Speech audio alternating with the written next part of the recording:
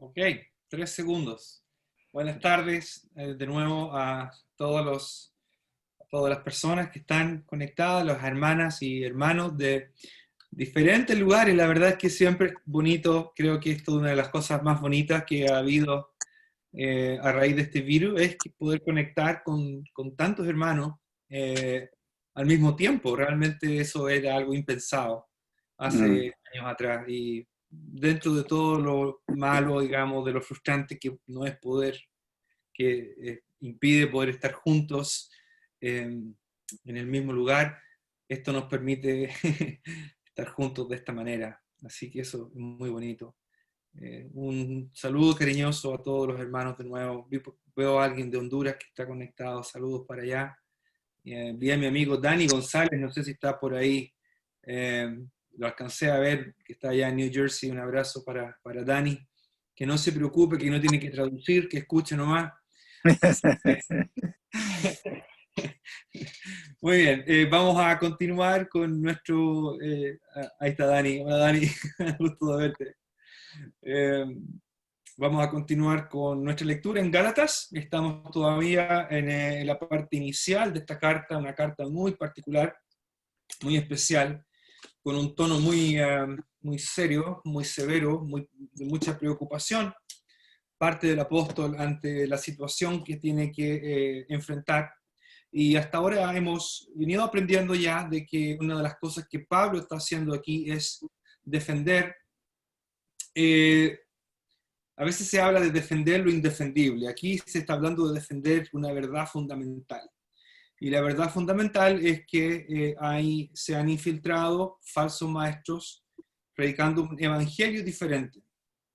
Pablo ha dicho que no hay un evangelio diferente, ni siquiera uno que se le parezca, sino que hay un solo evangelio, y ese evangelio dice que una persona es declarada justa y permanece en ese estado delante de Dios tan solo por medio de la gracia de Dios, por medio de la fe en el Señor Jesús. No solamente eso, sino que esa condición, ese estatus que una persona logra mediante la fe en el Señor Jesús, el Cristo muerto y resucitado y ascendido a la gloria, ese estatus se mantiene, no por medio de las obras de la ley, sino que se mantiene simplemente porque ha sido unido a Cristo, ha sido revestido de Cristo. Pero se ha insertado, se ha infiltrado un falso mensaje, un falso evangelio que quiere imponerse a los creyentes y que habla o que insiste en que los creyentes deben además guardar la ley de Moisés, que es Pablo habla mucho de la circuncisión y vamos a hablar de eso un poquito hoy día de nuevo, lo vamos a mencionar. Vamos a leer entonces, la semana pasada estuvimos en el capítulo 1 del versículo 11 al 24, voy a tratar de mantener el ritmo en el sentido de ver una porción, digamos, de no quedar tan pegados en tantos detalles porque a veces perdemos foco de lo general. Siempre es bueno mantener a la vista toda la carta, y por eso es que es tan recomendable leerla varias veces, ojalá en diferentes versiones, para que uno pueda mantener la idea general o las ideas generales que Pablo está tratando.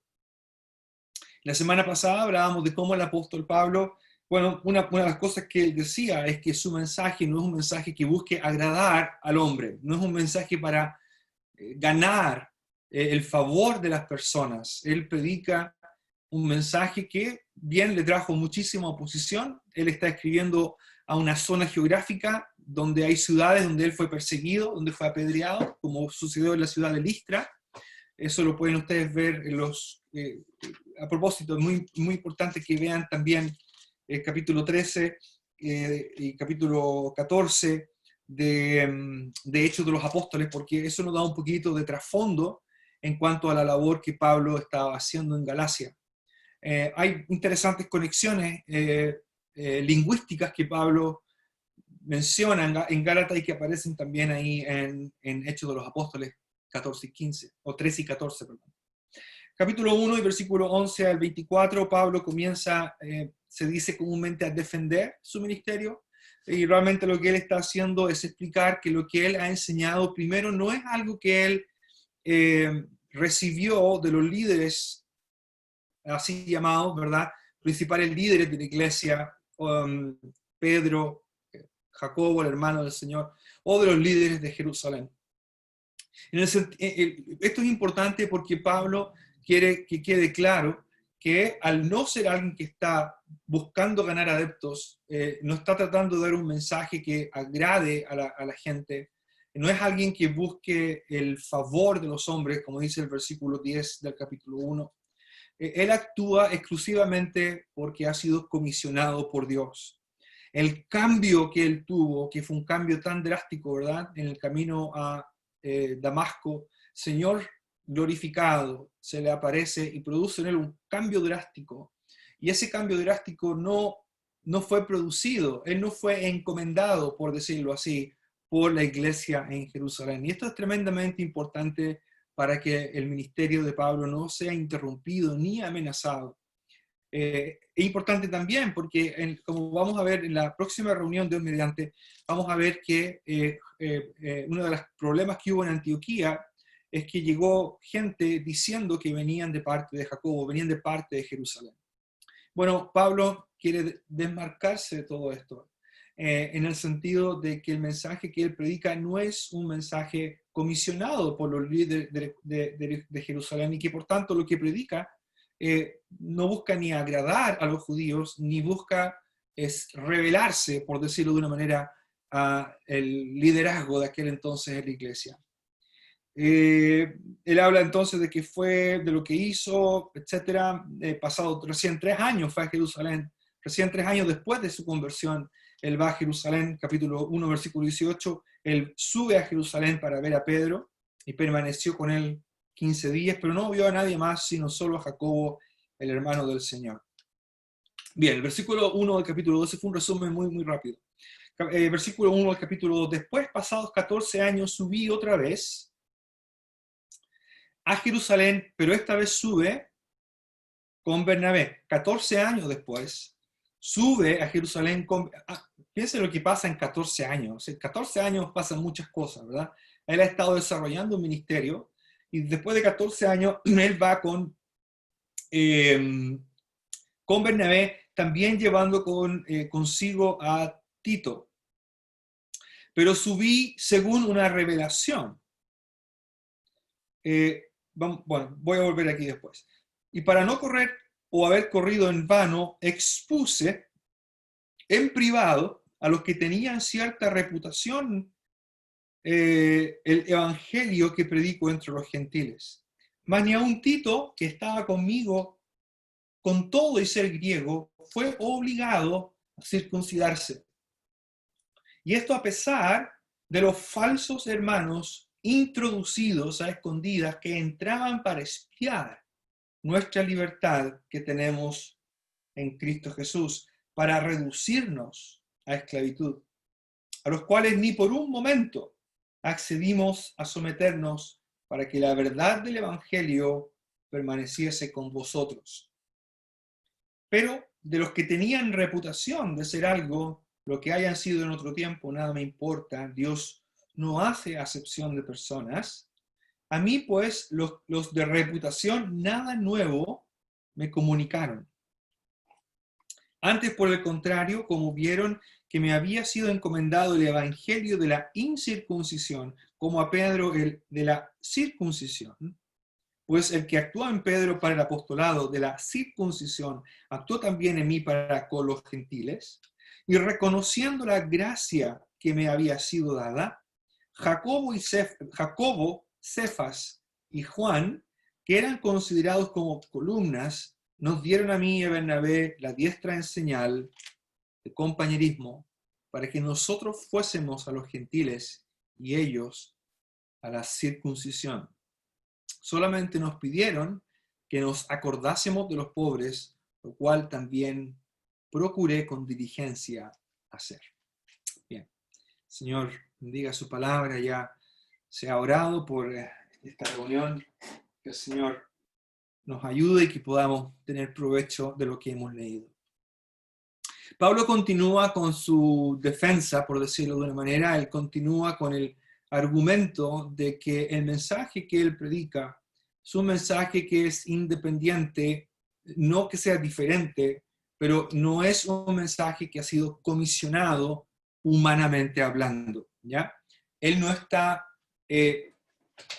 sirviendo al Señor para complacer el oído humano, como supuestamente estaba siendo acusado. Y este comisionado vino directamente del Señor. En el versículo 1, como leíamos, Bernabé vuelve a ir, pero esta vez no va solo, sino que va con Bernabé y también lleva consigo a Tito. Voy a volver aquí en un segundo. Él dice en el versículo 2 que él subió según una revelación. Esto es importante porque él insiste en que él no está actuando bajo dirección humana, él está actuando bajo iniciativa divina. Pablo no tiene motivos humanos para hacer lo que hace. No hay una agenda que él esté manejando para ganar adeptos o para imponer una ideología. Él está predicando el evangelio porque fue comisionado por el Jesús glorioso, resucitado, y eso es lo que le motiva a hacer lo que hace. Esto está en contraste con los falsos maestros que siempre actúan, los falsos maestros siempre actúan con una agenda personal. Siempre el falso maestro tiene algo que está buscando ganar.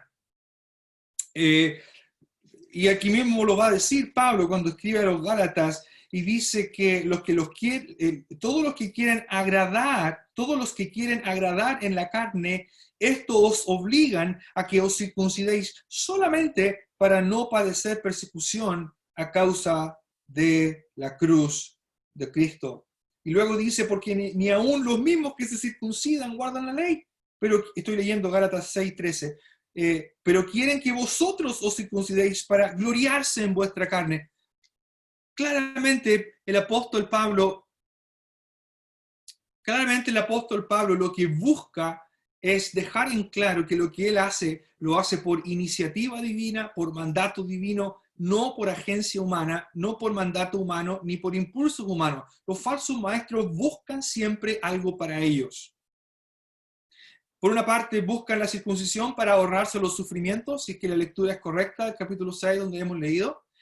Y por otra parte, ellos están buscando gloriarse en la carne. Están buscando honra, están buscando honor a costa de aquellos que están recibiendo la falsa enseñanza, como siempre ocurre.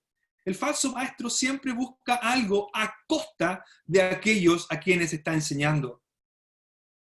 El apóstol Pablo es firme al decir que él no está actuando bajo impulso humano, sino por revelación, él vuelve a subir. Y dice, y para no correr o haber corrido en vano, expuse en privado a los que tenían cierta reputación el evangelio que predica entre los gentiles. Pablo va a Jerusalén para reunirse con aquellos que tenían cierta reputación en el evangelio, aquellos que tenían un buen testimonio, hombres que serían espirituales, que escucharían el argumento del apóstol Pablo, entre los cuales estaban los apóstoles seguramente, por lo menos los tres que se mencionan aquí, que son pilares. Pablo no quiere que se arruine lo que ha hecho hasta ese momento por ser mal interpretado o por ser escuchado por personas que en ese momento no deben escuchar lo que él va a presentar. Lo interesante de Pablo es que para esta ocasión él va con Bernabé y va con Tito. ¿Por qué lo lleva?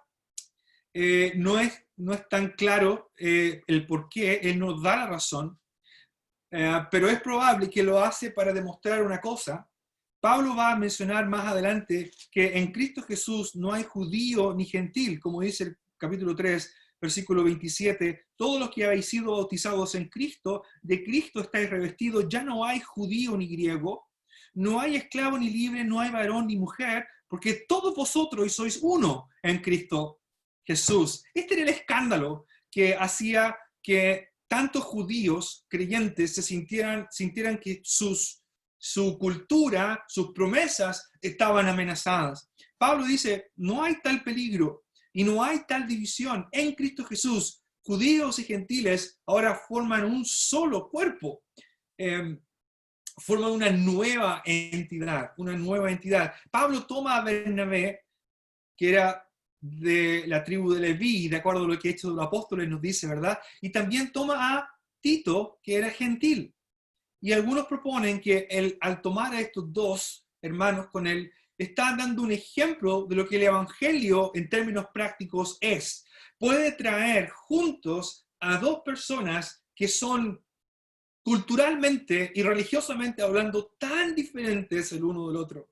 Si uno piensa en un levita, no sé qué hacía Bernabé, él estaba en Chipre, era de Chipre, pero era de la tribu de Leví. Pero siendo de la tribu de Leví, quizás estaría consciente, quizás conocería todo el trasfondo de lo que implicaba ser de la tribu de Leví. Si había un grupo en Israel que sabía lo que significaba ser, lo que significaba distinguir entre lo puro y lo impuro, entre lo que era abominable al Señor. Si había alguien que conocía la liturgia, que conocía el culto, con toda la metodología y con todo lo que se hacía, ese era un levita. Pero alguien como Bernabé no tiene ningún problema en estar junto a Tito. Tito, por otra parte, siendo un gentil, va a ser un ejemplo de alguien que puede ser presentado como un creyente fructífero, útil en la obra del Señor, si es que ya lleva un tiempo trabajando con Pablo. Así que es posible que al llevar a Bernabé y a Tito, Pablo de alguna manera está mandando un mensaje. Está diciendo, hermanos, esta discusión no deberíamos tenerla, pero para que les quede claro, aquí hay un ejemplo de alguien que es judío, que puede trazar su línea hasta Leví, y alguien que es gentil. Y los tres llegan a Jerusalén.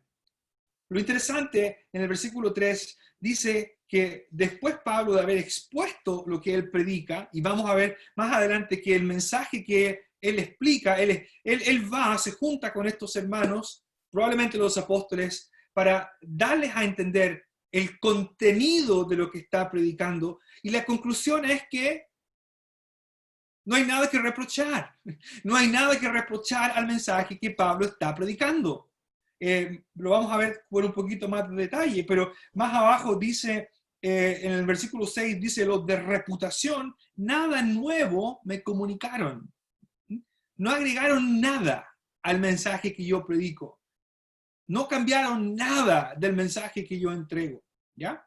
Y dice el versículo, volviendo al versículo 3, dice que ni siquiera Tito, que estaba conmigo con todo y ser griego, fue obligado a circuncidarse.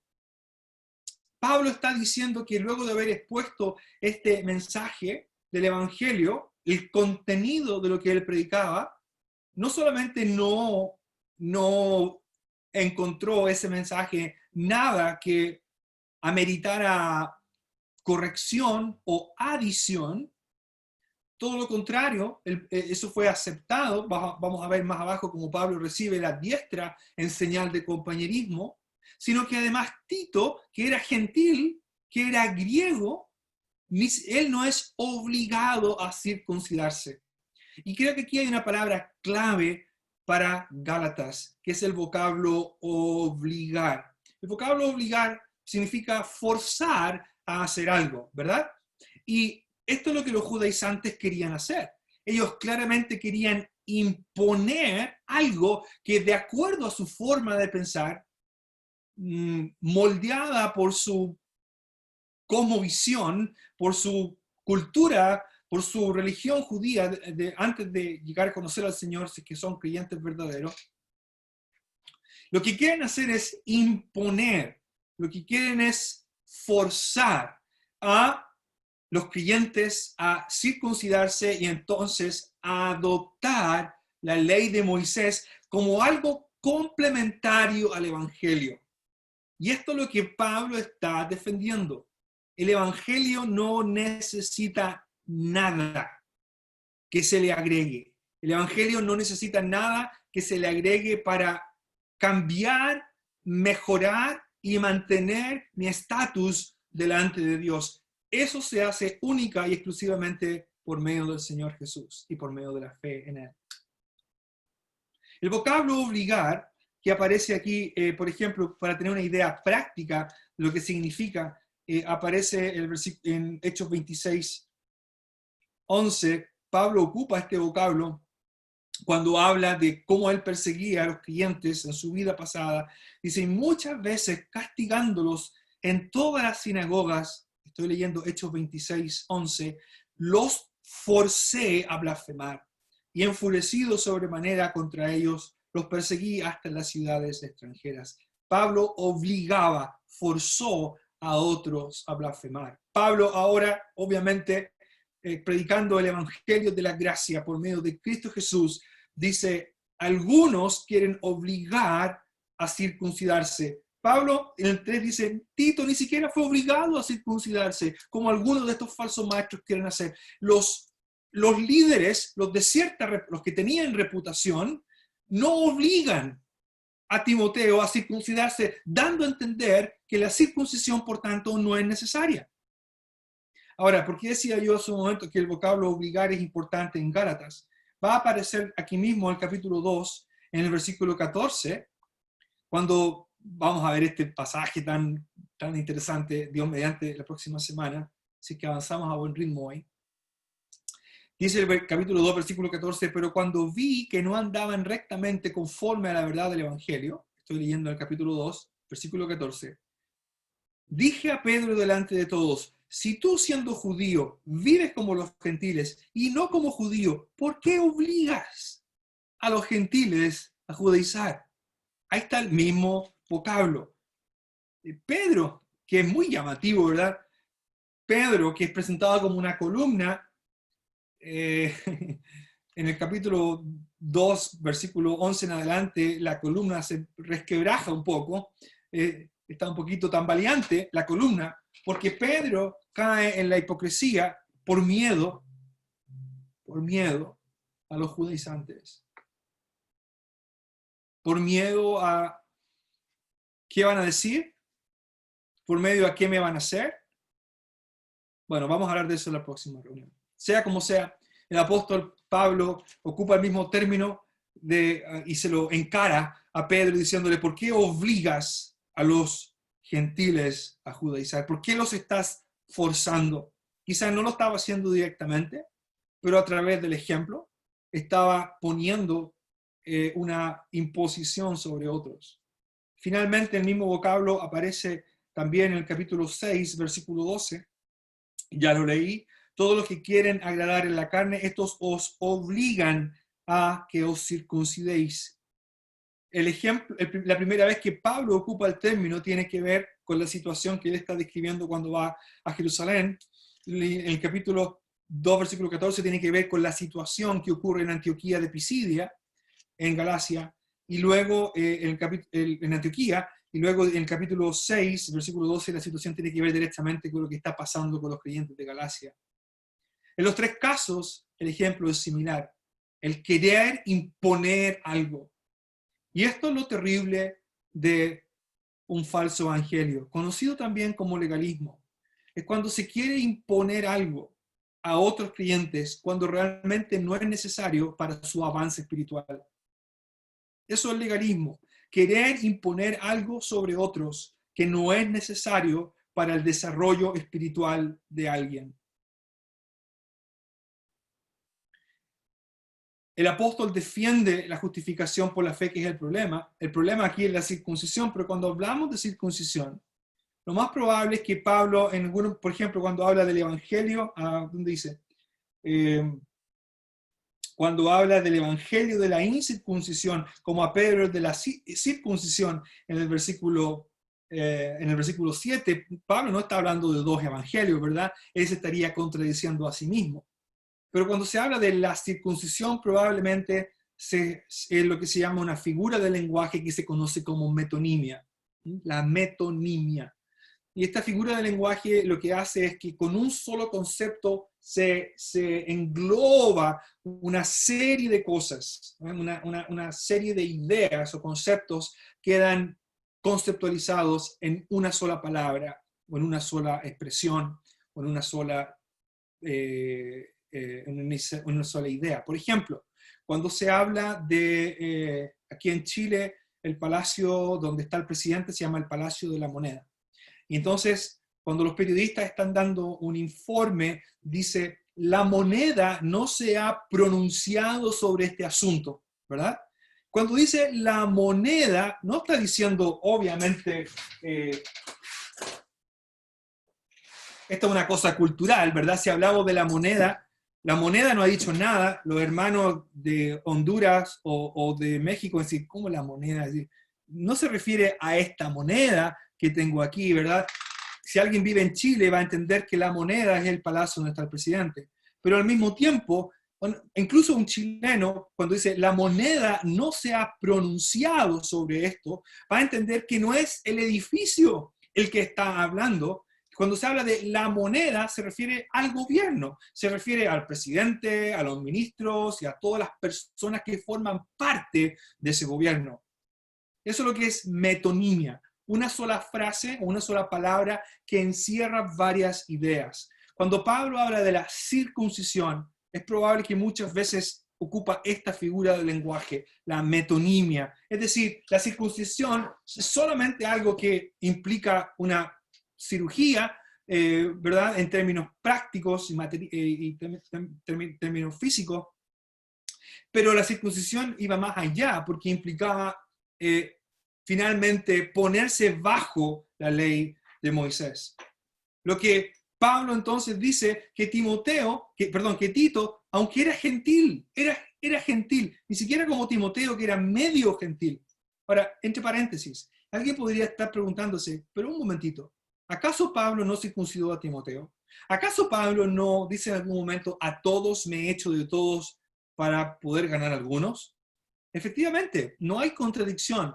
Pablo en algún momento incluso va al templo para cumplir un voto y él paga por su voto y el de los demás. Pablo era lo suficientemente flexible cuando se trataba de él para poder tener mayor acceso a predicar el evangelio, pero cuando se trataba de otros, cuando estaba el mensaje afectando a otros o haciendo tropezar a otros, Pablo es inflexible. Él no tolera que creyentes estén tropezando por el falso mensaje que otros predican. Y Pablo dice aquí que Tito, aunque era 100% gentil, no fue obligado a circuncidarse como los falsos maestros o estos judaizantes querían hacer. En el versículo 4 dice, a pesar de los falsos hermanos, una sola palabra en griego, pseudoadelphos, a pesar de los falsos hermanos introducidos a escondidas, noten el vocabulario aquí, introducidos a escondidas que entraban para espiar nuestra libertad que tenemos en Cristo Jesús, para reducirnos a esclavitud. El lenguaje es altamente militar. Introducido a escondidas realmente es un solo vocablo que prácticamente aparece aquí solamente.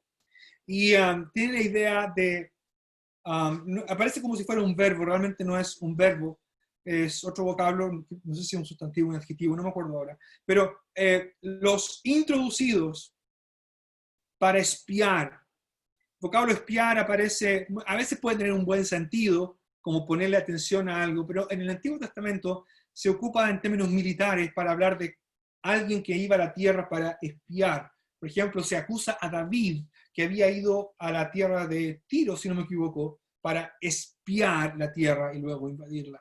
El término que ocupa Pablo es militar y habla de estos falsos hermanos. ¿Quiénes son estos falsos hermanos? No lo sabemos. Es la única vez que aparece aquí la expresión y en 2 de Corintios 11, cuando él habla del peligro de falsos hermanos. Falsos hermanos son seguramente los que están promoviendo un falso evangelio. Si están promoviendo un falso mensaje, no pueden ser considerados verdaderos hermanos. Quizás lo son. Quizás son creyentes judíos. Como hemos dicho, tratemos de ser positivos, Pero si estás transmitiendo un mensaje que es diferente y que está haciendo caer a otros, ya no te estás convirtiendo en hermano, te estás convirtiendo como mínimo en anti-hermano. Estás haciendo tropezar a otros porque quieres imponer tu propio punto de vista.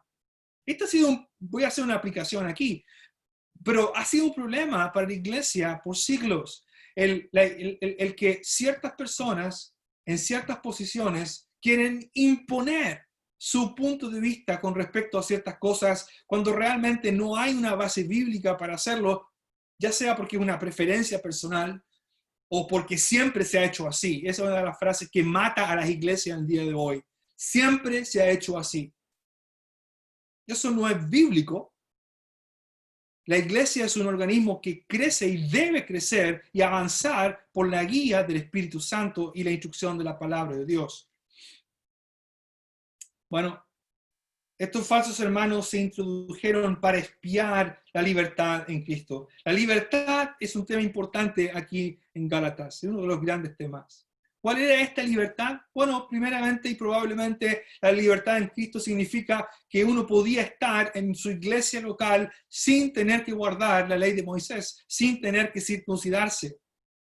Ahora, Pablo podría haber dicho, si tú te quieres circuncidar, está bien, hazlo si quieres, a lo mejor tiene una preferencia personal, lo que sea, pero no puedes obligar a otro a hacerlo. No puedes decir que al circuncidarte vas a ser un mejor cristiano, al circuncidarte vas a asegurar tu posición dentro del pueblo de Dios, porque la circuncisión, la metonimia que habla de toda la ley de Moisés, nunca jamás pudo conseguir eso.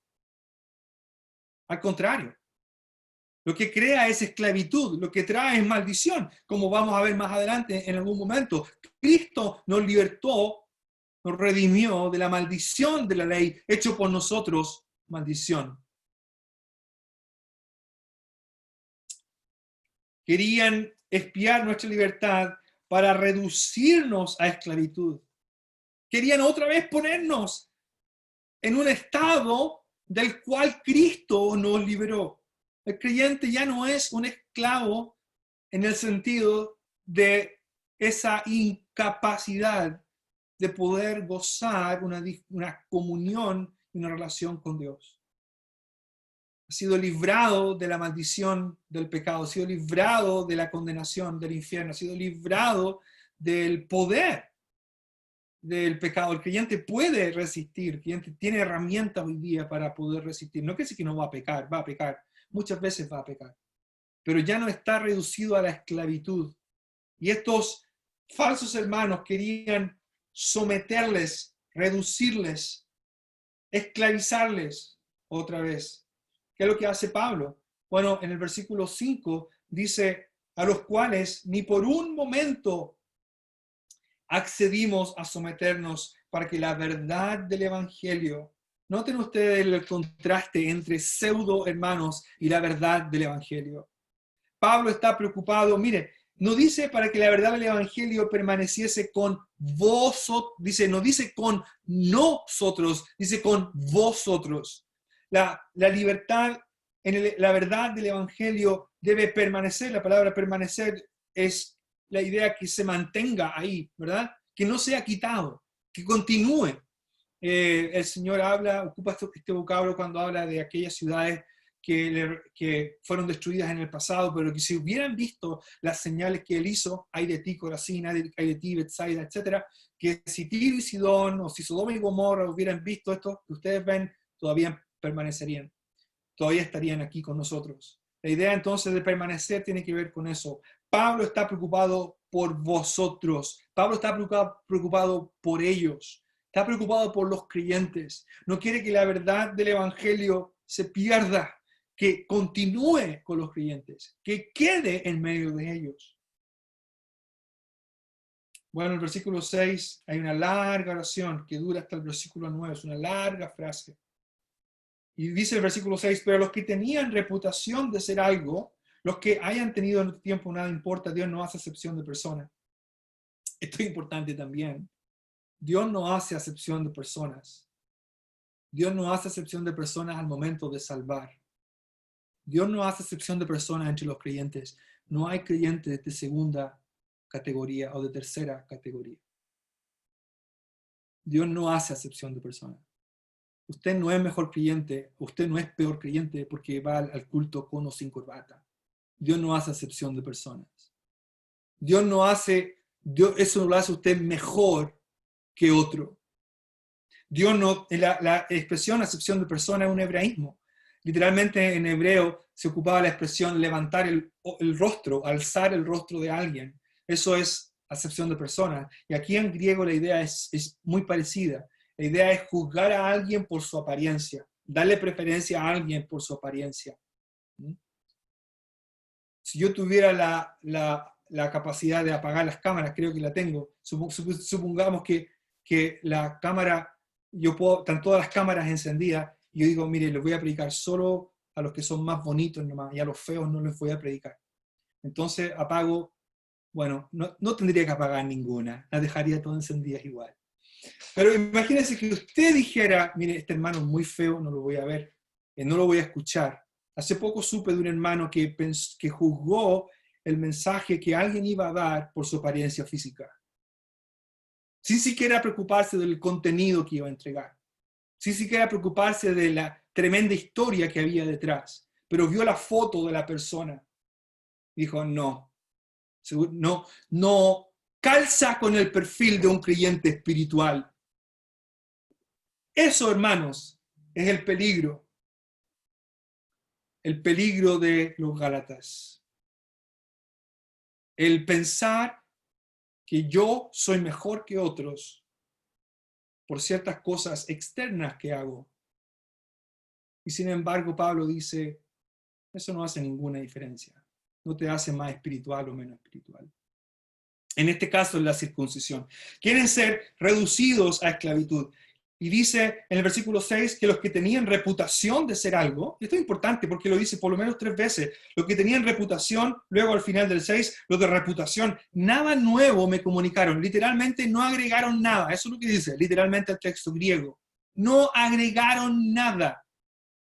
Esto es muy interesante. En Hechos 15, que es el concilio en Jerusalén, que probablemente pasa después de esto, porque ¿verdad? El problema es similar.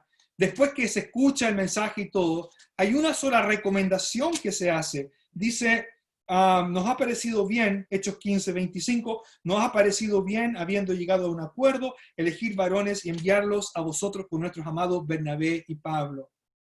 Nuestros amados Bernabé y Pablo. Hombres que han expuesto su vida por el nombre de nuestro Señor. Y luego dice, y nos ha parecido bien al Espíritu Santo y a nosotros no imponeros ninguna carga más que estas cosas necesarias, que os abstengáis de los sacrificados de los ídolos, de sangre, de ahogado, de fornicación. Esas son las únicas cosas que tenían un fuerte trasfondo cultural, que habría que verlo en su propio pasaje, que la iglesia dice, ¿saben qué, hermano? No hay nada que agregar al mensaje. No tienen que circuncidarse, no tienen que guardar el sábado, no pueden no comer cerdo, y hay otro montón de cosas. No hay una lista que ellos dan, simplemente dicen, absténganse de los ídolos, de ahogado, que tenía que ver con algo propio de ellos ahí, y de fornicación, es decir, de una vida inmoral, que cada creyente sabe el día de hoy que ninguna persona que confiesa a Cristo como su Salvador debe tener, ¿verdad? Esas son las cosas que la iglesia dicta como algo necesario que cada creyente debe seguir, nada más. Bueno, no agregaron nada al mensaje. Esto es antes de Hechos 15 en Gálatas 2. Luego el versículo, me estoy quedando sin tiempo. El versículo 7 dice, antes por el contrario, como vieron que me había sido encomendado el evangelio de la incircuncisión, como a Pedro el de la circuncisión. Y Pablo, como decía, no está presentando 2 evangelios aquí, simplemente está diciendo que Dios tenía un plan para Pedro y Dios tenía un plan para Pablo. La única diferencia era a quién iban a entregar el mensaje. La diferencia no es el contenido del mensaje, sino el grupo a quien va dirigido el mensaje. Y luego dice, pues el que actuó en Pedro es para el apostolado de la circuncisión, actuó también en mí para con los gentiles. Versículo 9, reconociendo la gracia que me había sido dada, Jacobo, Cefas y Juan, que eran considerados como columnas, nos dieron a mí y a Bernabé la diestra en señal de compañerismo para que nosotros fuésemos a los gentiles y ellos a la circuncisión. En otras palabras, Pablo está diciendo, yo fui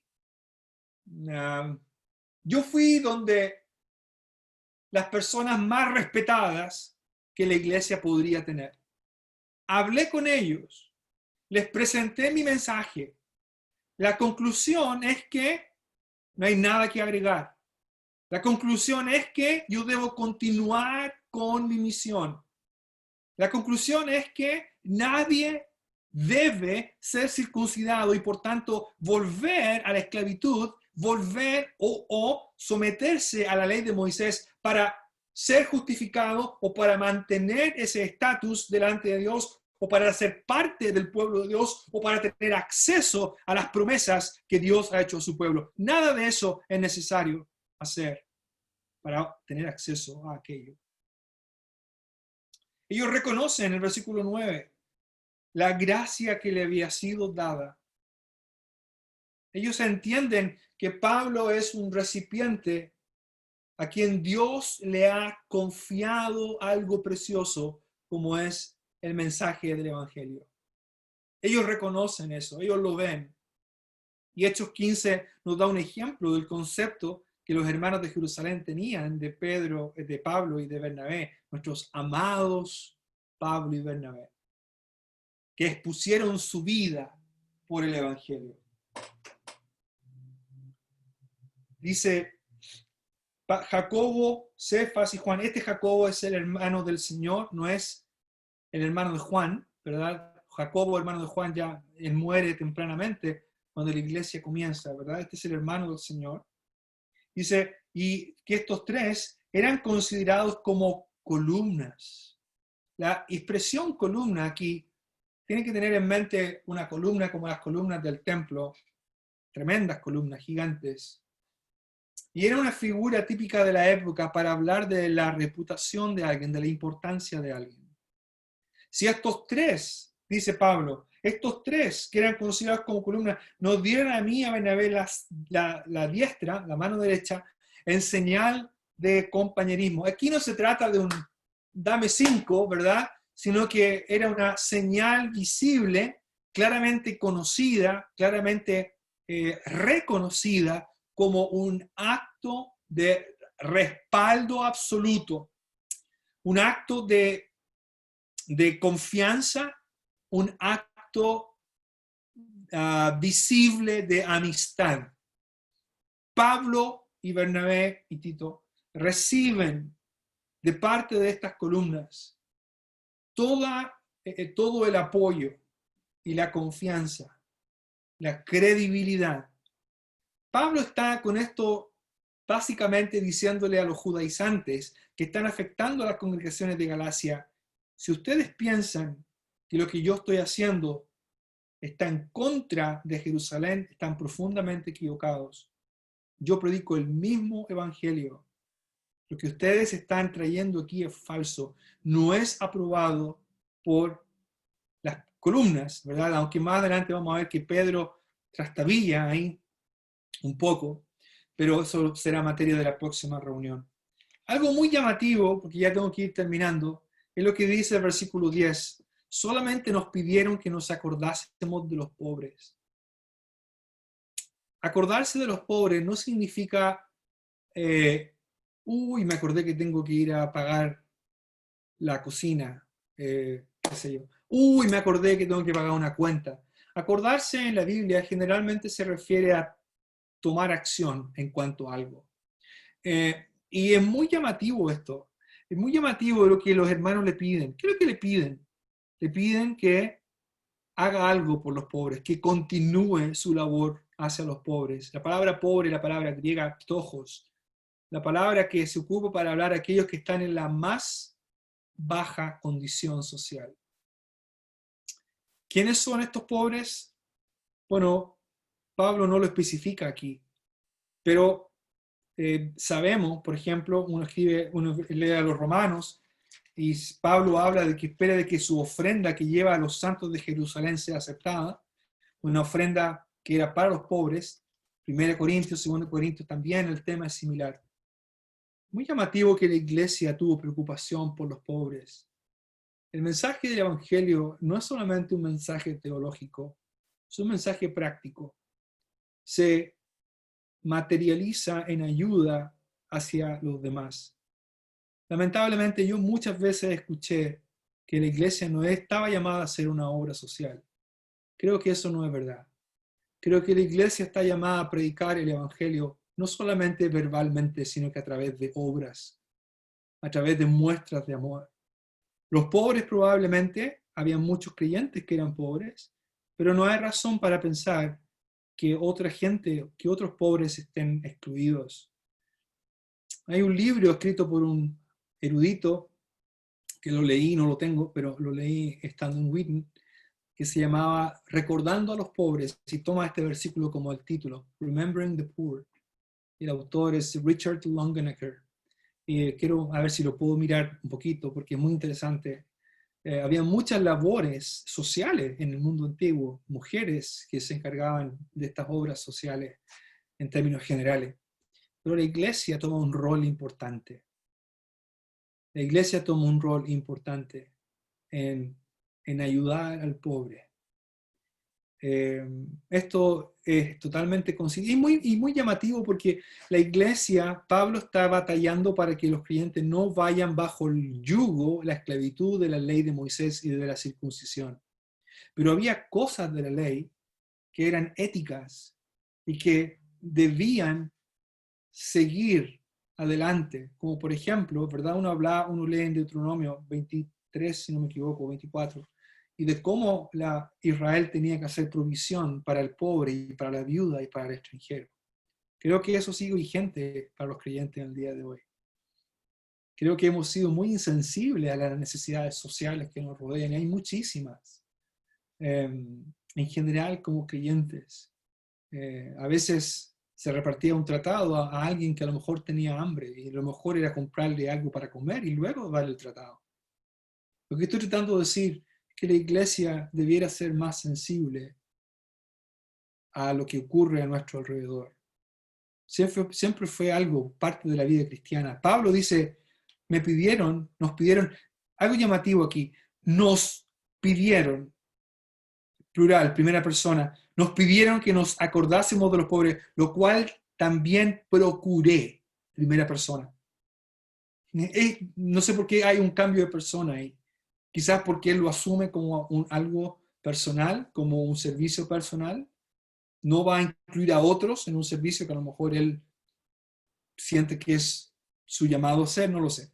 Pero dice, lo cual también procuré con diligencia hacer. El mensaje del Evangelio, la verdad del Evangelio, no es solamente una cuestión teológica, es una cuestión que se materializa en términos prácticos hacia aquellos que, como en este caso, le piden a Pablo, son llamados los pobres. En conclusión, Pablo defiende con éxito su ministerio y su mensaje, dando a entender que lo que él enseña está en perfecta concordancia con lo que los hermanos de Jerusalén enseñan. No hay nada que agregar al mensaje. No hay nada que agregar.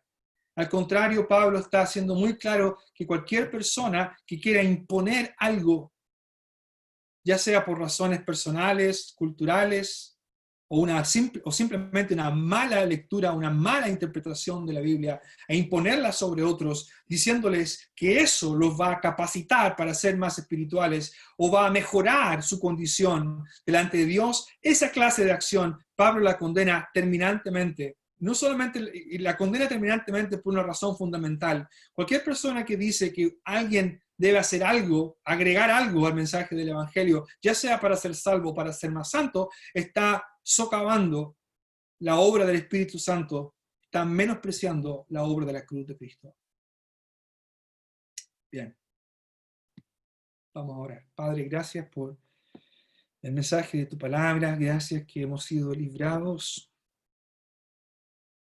de la esclavitud, de la maldición de la ley, que ahora podemos vivir para ti, como dice Pablo, vivir lo que vivo en la carne, lo vivo en la fe del Hijo de Dios, el cual me amó y se entregó a sí mismo por mí. Y también, Padre, pensamos en que queremos crecer, obviamente, queremos crecer para ti, queremos ser transformados por tu palabra, por tu Santo Espíritu, queremos mostrar el fruto del Espíritu. Eso es lo que realmente debiera ser nuestro anhelo. Ayúdanos a que así sea.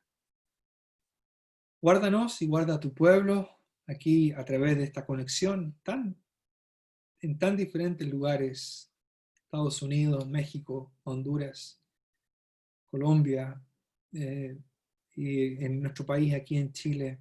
Bendice a los hermanos y las hermanas. Te damos las gracias en el nombre del Señor Jesús. Amén.